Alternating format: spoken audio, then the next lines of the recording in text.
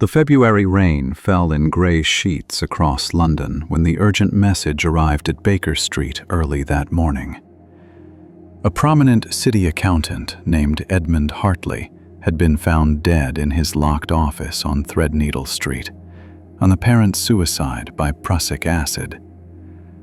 Yet his managing partner, Mr. George Whitmore, insisted most strenuously that foul play was involved, and begged Holmes to investigate before Scotland Yard closed the case as a straightforward suicide. The deceased had left behind a cryptic note referencing something he called the secret ledger that no one could locate or decipher. Before I continue with this remarkable case, please subscribe to Detective Sherlock if you haven't already. Your support allows us to keep bringing these mysteries to you. Now, let us proceed. Within the hour, Holmes and I stood in the offices of Hartley, Whitmore and Associates, a highly respectable accounting firm occupying the entire third floor of a distinguished building in the very heart of London's financial district. The offices were precisely what one would expect from a successful practice. Rows of desks occupied by junior clerks bent over massive ledgers, glass-partitioned private offices for the senior partners, and an atmosphere of quiet industry, punctuated only by the scratch of steel-nibbed pens on paper and the rustle of documents being filed and retrieved. Mr. George Whitmore received us in his private office, a well-appointed room lined floor to ceiling with leather-bound legal volumes and financial references that spoke of decades of accumulated professional knowledge. He was a man of perhaps 55 years, gray-haired and distinguished in appearance, with the careful manner of one accustomed to dealing with sensitive financial matters. But his hands trembled noticeably as he offered us tea from a fine china service, and his face showed the unmistakable strain of recent traumatic events. "Mr. Holmes, Dr. Watson, thank heaven you've come so promptly," he began without preamble, his voice tight with suppressed emotion. "The police have already decided that Edmund took his own life. But I know in my very soul that cannot possibly be true. Edmund Hartley was not a man given to despair or dramatic gestures. He was methodical, rational, devoted to his work and his family. More importantly, he had discovered something in recent weeks, something that troubled him deeply and occupied his thoughts constantly. He spoke to me of serious irregularities in certain accounts, of troubling discrepancies that suggested fraud on a massive scale. And then this morning, he was found dead at his desk with a half-empty vial of prussic acid beside him."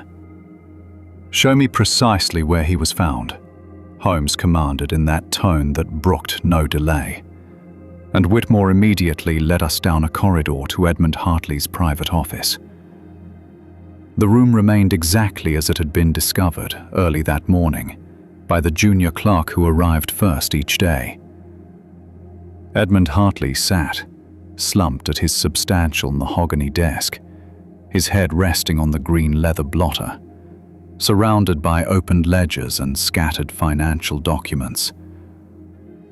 The infamous vial of poison stood conspicuously on the corner of the desk, its label clearly identifying it as prussic acid, obtained from a chemist's shop.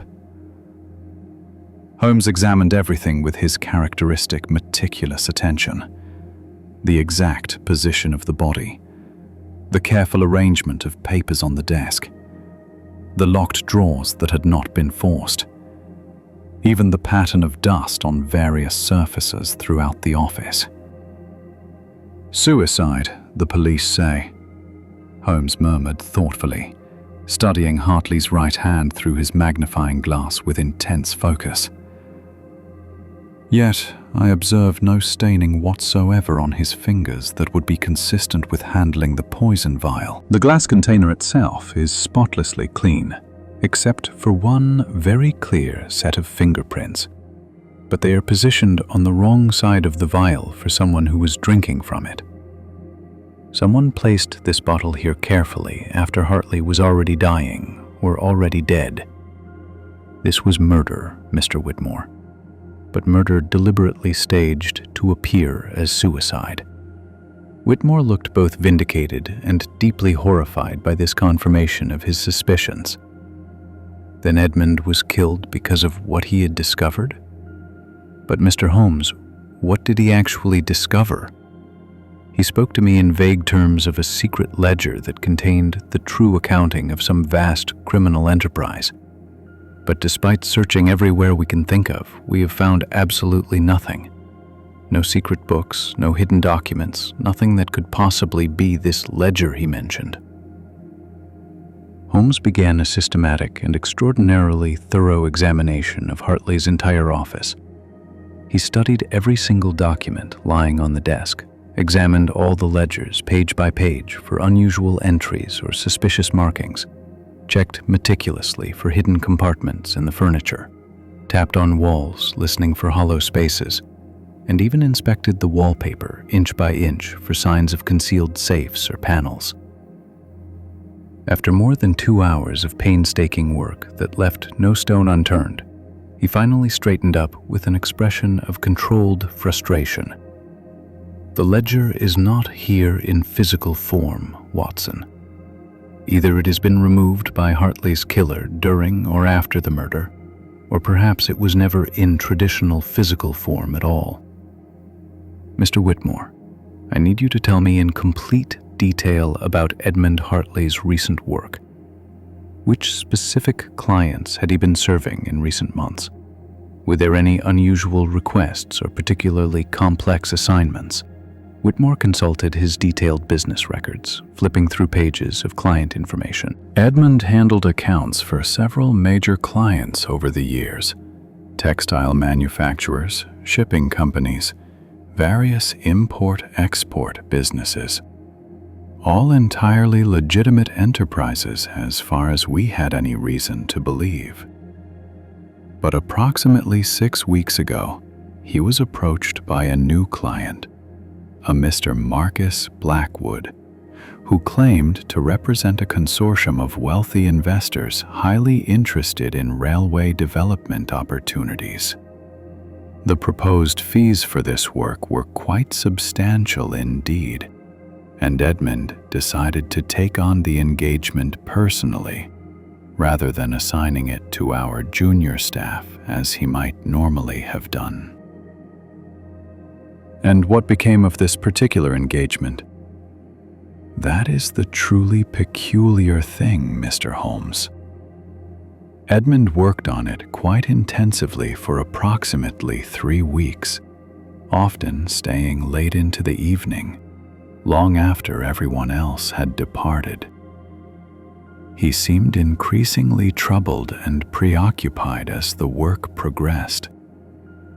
Then, about 10 days ago, he informed me somewhat abruptly that he had declined to continue with this client, claiming there were serious irregularities he could not reconcile with proper accounting standards.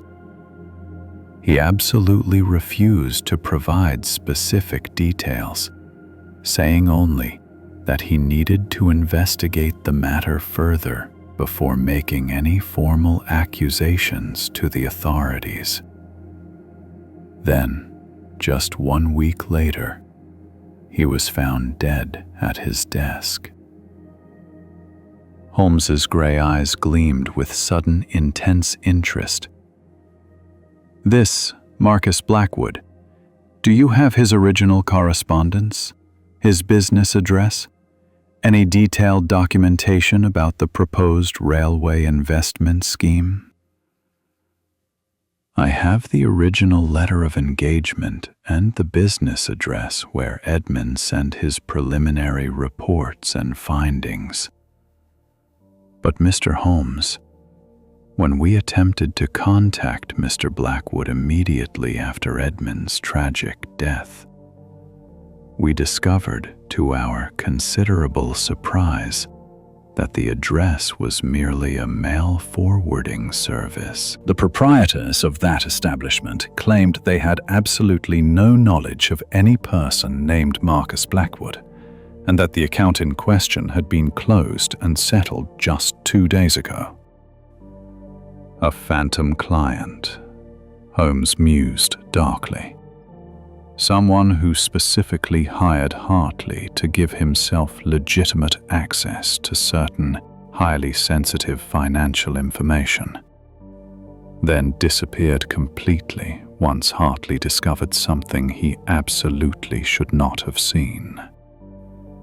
The critical question now becomes, precisely what did Hartley discover? And more importantly, where did he record this dangerous information? Over the following several intensive days, Holmes conducted an exhaustive investigation into every aspect of Edmund Hartley's final weeks of life. We interviewed all his colleagues at the firm, examined every single document he had worked on during that period, carefully traced his movements outside the office, through witness statements and cab records, and gradually pieced together a detailed picture of a conscientious man who had inadvertently stumbled onto something far more dangerous than he could possibly have realized at the time. Hartley had indeed been working extensively on accounts for Marcus Blackwood's supposed railway consortium.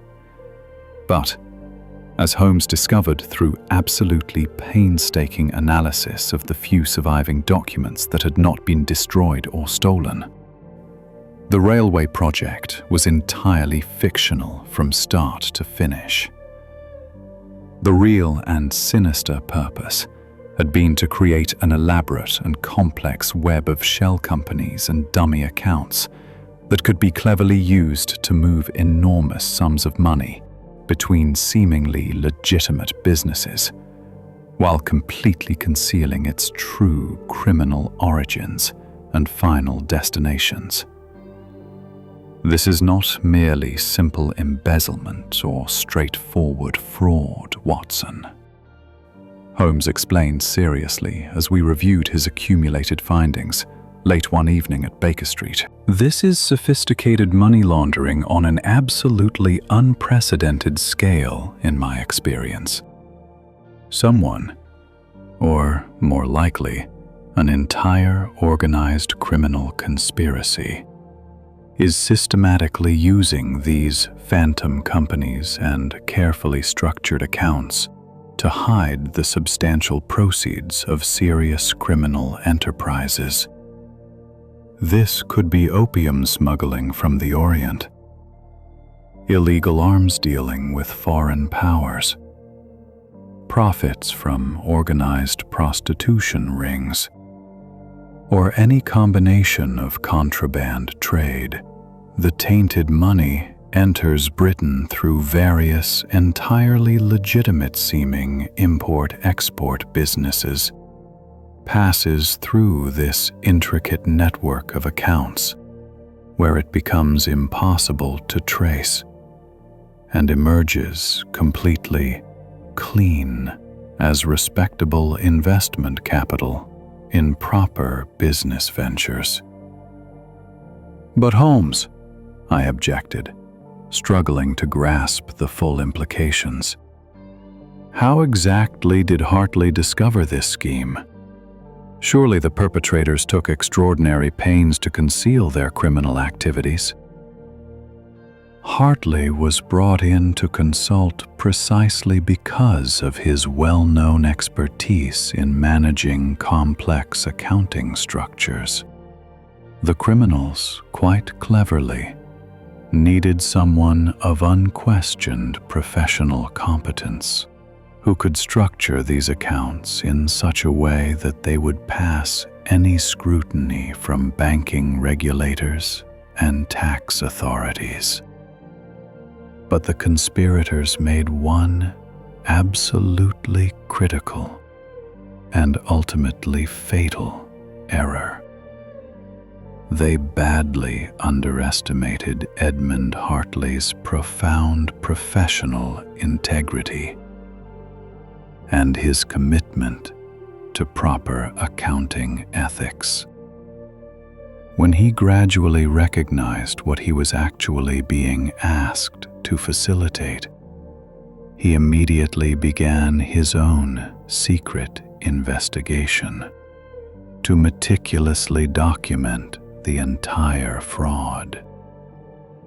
That investigation, conducted at great personal risk, ultimately cost him his life. And this mysterious secret ledger that everyone keeps mentioning must be Hartley's own carefully compiled record of everything he discovered. Names of individuals involved, precise amounts of money, detailed account numbers at various banking institutions, the complete organizational structure of the entire criminal network. It would represent absolutely devastating evidence if it were to fall into the hands of the proper authorities. The conspirators murdered Hartley to permanently silence him, but they still desperately need to locate and destroy his documented evidence before it can be used against them in court. The enormous challenge now facing us was to locate this crucially important ledger before the criminals succeeded in finding and destroying it. Holmes reasoned logically that Hartley, knowing full well he was in mortal danger, would have hidden it somewhere reasonably safe but potentially accessible to the authorities if anything tragic happened to him. We conducted thorough searches of his home, his exclusive gentleman's club, even his elderly parents' country property in Kent. We found absolutely nothing. "Think carefully, Watson," Holmes urged intensely as we sat exhausted in Hartley's personal library one evening, after yet another frustratingly fruitless search. Where precisely would a professionally trained accountant hide his single most important record? Not in any obvious location, like a safe or locked drawer. Those can be forced open by determined criminals. Not entrusted to another person. They might be compromised, threatened, or bribed. It must be hidden cleverly, in plain sight, disguised as something entirely innocuous, yet retrievable by someone who knows exactly where to look and what to look for. I surveyed the impressive library with its hundreds upon hundreds of volumes, thinking despairingly of the seemingly impossible needle-in-haystack challenge of searching them all individually. Perhaps somehow concealed within a book. After all, accountants work constantly with books, ledgers, journals, financial references. Holmes's eyes suddenly brightened with obvious excitement. Books, of course, but not a crudely hollowed book or any similar obvious concealment that a thorough search would quickly discover. Something far more sophisticated and difficult to detect. "Watson, bring me that particular volume on the third shelf from the bottom. The one with the worn binding titled Principles of Double Entry Bookkeeping, 3rd edition, published in 1885. I retrieved the requested book and handed it carefully to Holmes, wondering intensely what he had noticed that I had completely missed. It appeared to be an entirely ordinary accounting reference text, considerably worn from extensive professional use over the years. Holmes opened it slowly and began examining each page with extraordinary systematic attention, holding them up to the lamplight at various angles. Suddenly, he stopped and held up a single page to the strongest illumination available. "Look here, very carefully, Watson.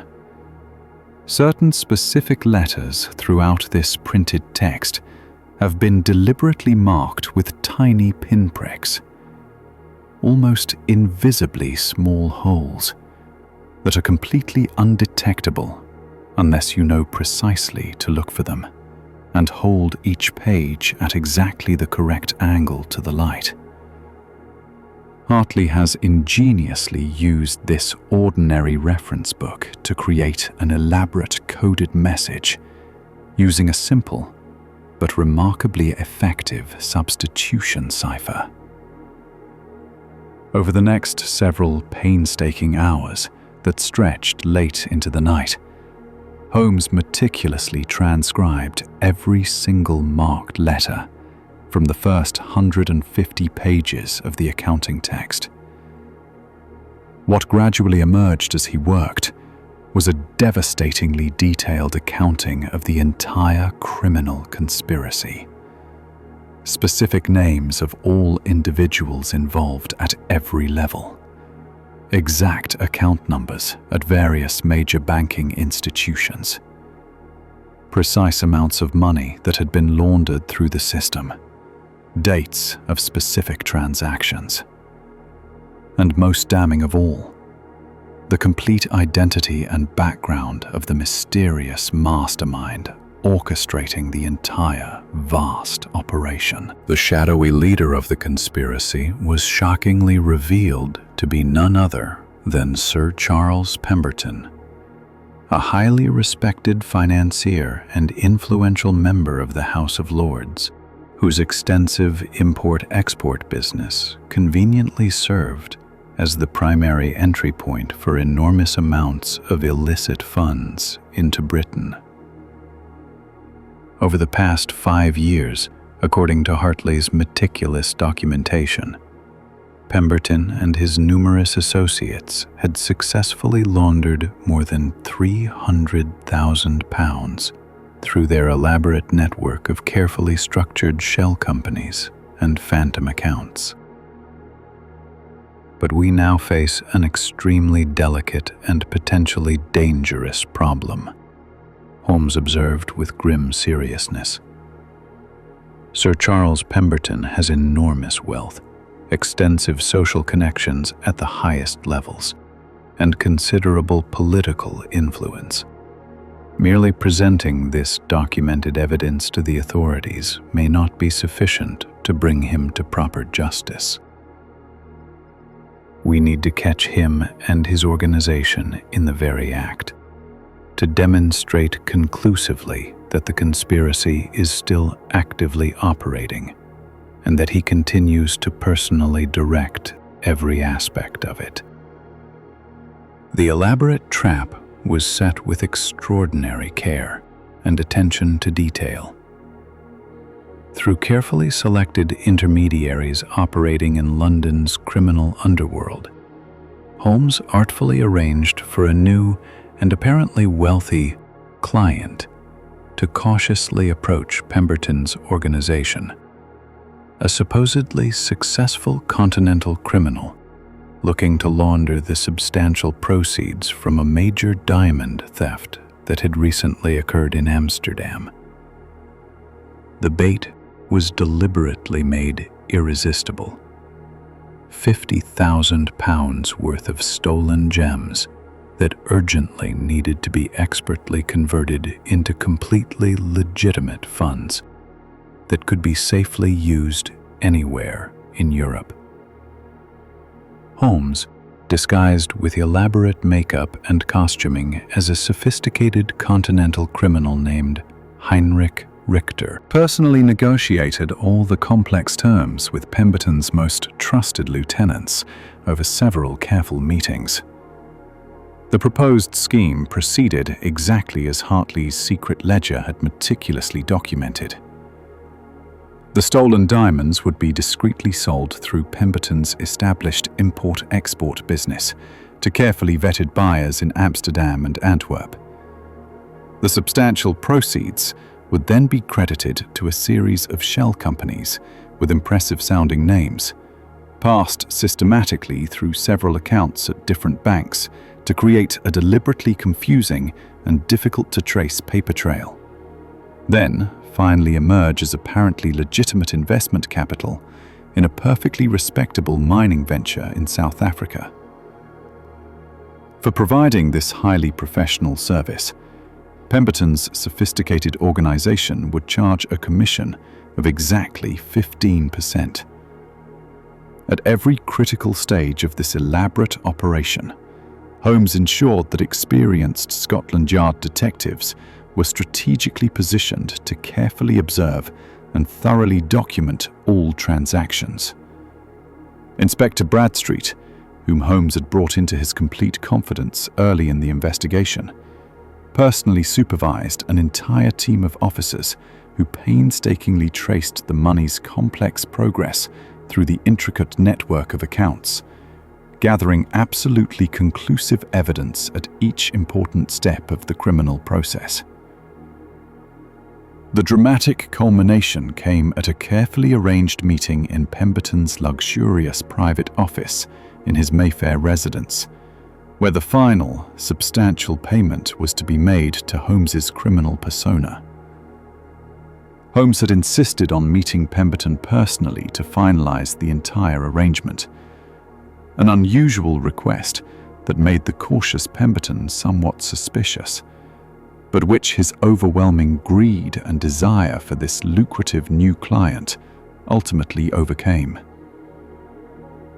"You understand completely, Mr. Richter," Pemberton said smoothly, using the false name under which Holmes had been operating, "that absolute discretion is utterly essential to our continued mutually beneficial business relationship. The specialized financial services we provide are technically entirely legal under current regulations, but certain overly zealous authorities might choose to deliberately misinterpret the specific structure of our accounts and transactions." "Naturally, I understand perfectly," Holmes replied in his flawless German accent, perfected over years. "I have already enthusiastically recommended your excellent services to several of my close associates who find themselves in similar positions requiring discretion. The remarkable efficiency with which you have handled my little problem is most impressive indeed. Tell me, if I may inquire, how long precisely have you been providing such specialized services to discriminating clients?"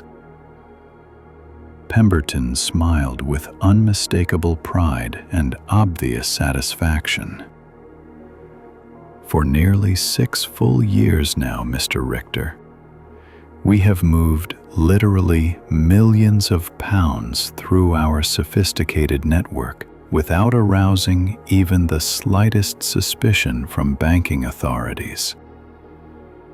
Our system is absolutely perfect, or at least it was completely secure until that meddlesome and troublesome accountant Hartley began asking highly inconvenient questions and conducting his own unauthorized investigation." "Ah, yes, the unfortunately late Mr. Hartley. I read with interest of his tragic suicide in all the newspapers.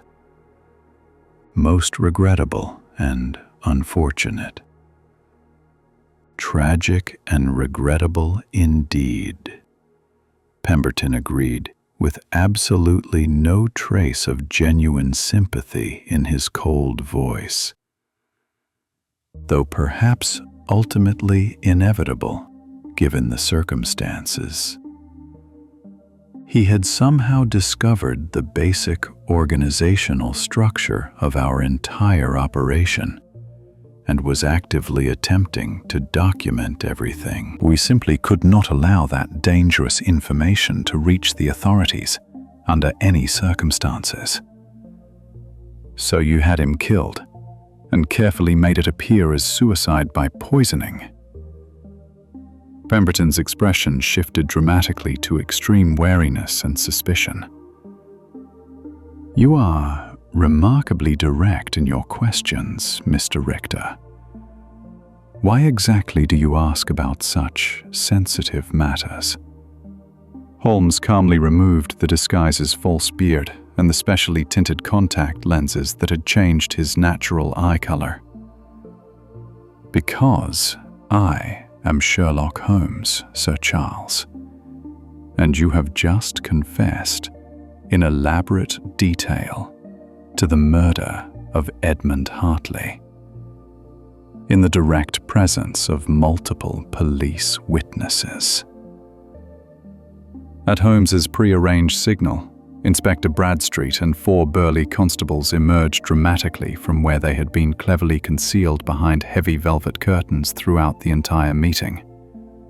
Pemberton desperately reached for a weapon he kept in his desk drawer, but Holmes was considerably faster, seizing his wrist firmly and preventing him from grasping the loaded revolver.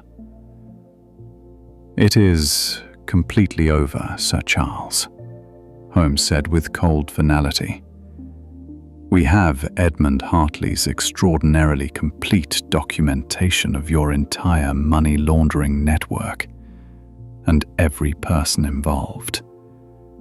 We have carefully traced the entire elaborate transaction I personally arranged with you and have thoroughly documented every single illegal transfer.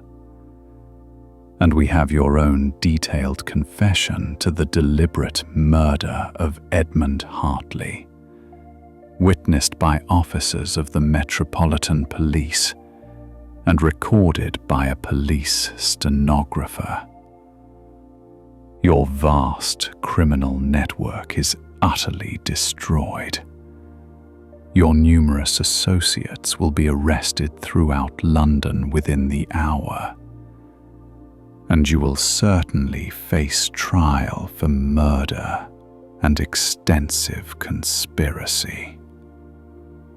The dramatic arrest of Sir Charles Pemberton created an enormous sensation throughout London's tightly knit financial and political circles. The shocking revelation that a peer of the realm had been secretly operating a massive money laundering operation stunned the entire nation.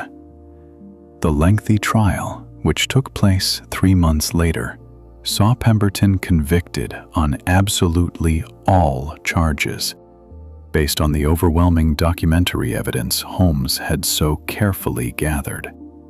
He was sentenced to death by hanging, a sentence that was carried out despite numerous appeals from his wealthy and influential associates. Hartley's secret ledger, once expertly decoded from its ingenious hiding place in the accounting textbook, provided an absolutely complete map of the entire criminal network spanning multiple countries.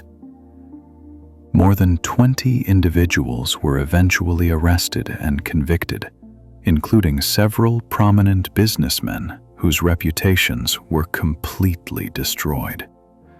2 corrupt bank officials who had knowingly facilitated the illegal transfers, and the professional assassin named James Blackwood, who had actually administered the lethal poison that killed Edmund Hartley.